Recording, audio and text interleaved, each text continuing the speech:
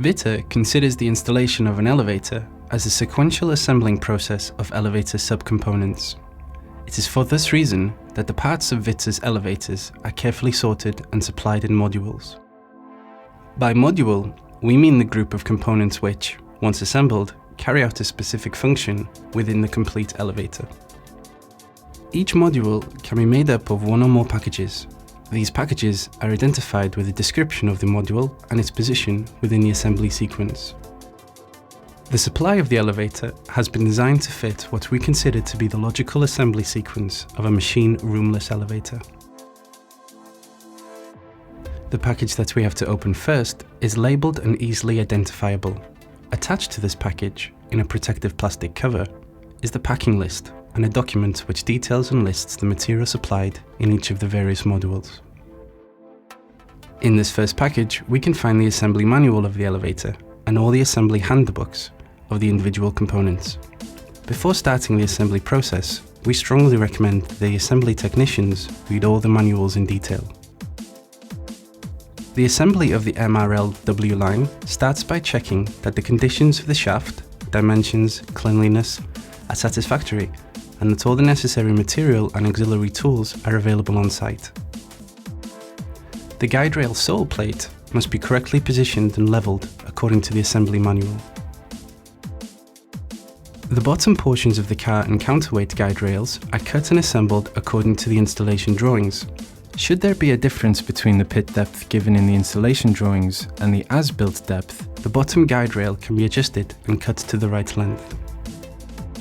A tool to help align the guide rails is recommended in order to guarantee a correct assembly. Wittur can supply a guide rail alignment kit upon request. The first row of guide rail supports is assembled. Their position is detailed in the installation manual. With the help of some scaffold platforms, the successive guide rail portions, 2.5 meters or 5 meters, are assembled with their corresponding support brackets. Once the last section of the counterweight guide rail has been assembled, the topmost bracket can be fixed into place. The last portion of the car guide rail fixed to the bed plate is assembled once the machine support has been installed. Alternatively, the process of assembling the guide rails can be carried out from a temporary platform which is fixed to the guide rails that have already been mounted and lifted up through the shaft by means of a block and tackle. The machine bed plate is assembled next. A comfort kit is standard supply for 1.6 meters per second, but optional, though highly recommended, for 1 meter per second. These low-frequency metallic cushions absorb any vibrations that the system may produce. The machine is fixed to its support and is lifted and guided into position with the help of a block and tackle. It is fixed to the sheave side with the fixings provided, and once the machine is level, these fixings and the clamp can be tightened.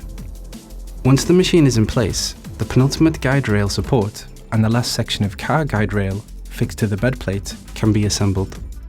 The dead hitch point can now be assembled, followed by the overspeed governor and the slack cable control device, should it be applicable. At this point, all the mechanical elements of the elevator are assembled in the headroom.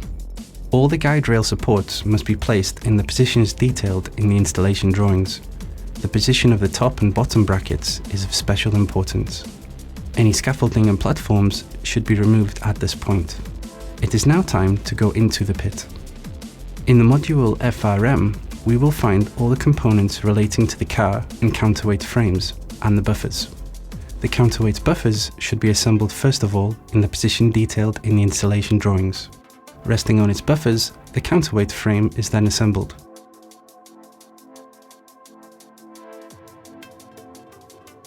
A partial loading of the counterweight should then be carried out, according to the individual assembly requirements of each elevator. The car buffers are assembled next, in the position detailed in the installation drawings. Resting on its buffers, and on the car floor, the car frame is assembled. As an optional accessory, Wittur offers a temporary protection to protect the car floor whilst the assembly process is taking place. The slings are now correctly assembled and positioned within the shaft and between the guide rails, and it is time to suspend the car slings in order to assemble the traction ropes. All the necessary material is applied in the module ROP. The machine should previously have been connected to the power with the encoder cable. The car sling is then lifted with a block and tackle to the highest floor that allows the floor of the car to lie flush with the landing FFL. Its position is maintained by means of the car frame locking kit. This element has not been designed to specifically suspend the car, but to fulfill the function indicated in clause 6431 of the standard EN 811A3. For the assembling of the traction ropes, please follow the instructions detailed in the elevator's installation manual. Repeat the process as many times as needed. A rope clasp guarantees the correct alignment of the ropes as they are fed into the grooves of the sheave.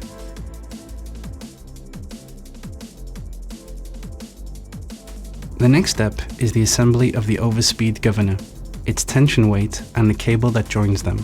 The fixing of the overspeed governor cable to the frame is the last stage of this subassembly.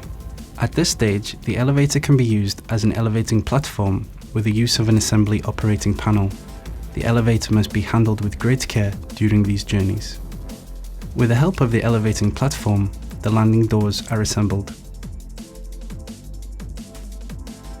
Before starting the assembly of the car, it is essential to mechanically block the car frame and to remove the floor protection should it have been used.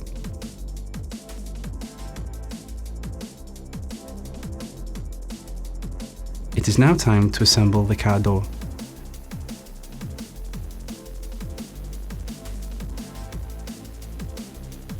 The pit components can now be put into place. The counterweight screen is fixed to the guide rails, and should it be applicable, the pit ladder is fixed inside the pit. From this point onwards, the electrical elements can be assembled. The MRL W-line controller, with its plug-and-play concept, is probably one of the market's most easy and intuitive controllers to install.